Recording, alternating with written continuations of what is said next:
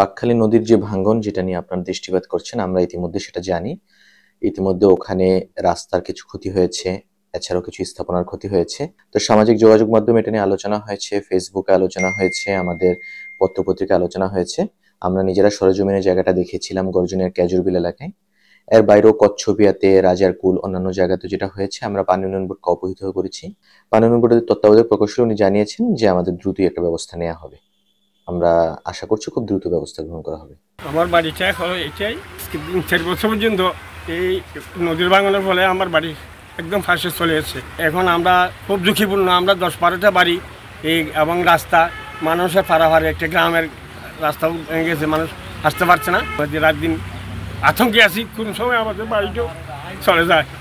আমাদের এই মালামালিকে কোথায় নেব এই বর্ষার দিনে?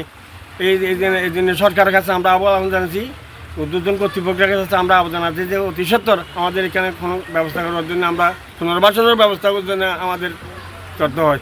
আমরা কাজ করার জন্য আমাদের যে অফিসিয়াল প্রসিজার আমরা ফলো করতে পেরেছি। আমরা জরুরি ঘোষণা করার জন্য তত্ত্বাবধায়ক প্রকৌশলীর নিকট আমরা করেছি, আমরা রিপোর্ট করেছি। উনি জরুরি ঘোষণা করলে আমরা কাজগুলো শুরু করব।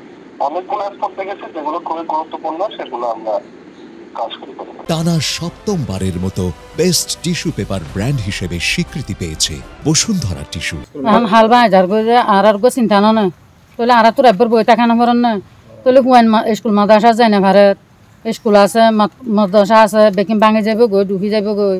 এখন এইটা যদি অতি সত্বর ভাঙন রোধ করা না যায়, এখানে যদি সিসি ব্লক সহ সংশ্লিষ্ট কর্তৃপক্ষ যদি এখানে কোনো ধরনের ব্যবস্থা না আনে, তাহলে আমরা আবার সেই আগের মতো নিঃস্ব হয়ে যাব। এখন দোয়ান ফাট কর পারি না কিনা, তো বিভিন্ন গাছ গোছলা বেগিন পাই ফুরি খালে পারি নাকি না সরকারিভাবে এখনো ব্যবস্থা আর ন পাই। এটা আসলে কয়েক বছর ধরে নদীর মুখে ভাঙনের মুখে দেখা যাচ্ছে, কিন্তু সরকারের কাছে তো আসলে এগুলি যে আগে ব্যবস্থা করার দরকার ছিল।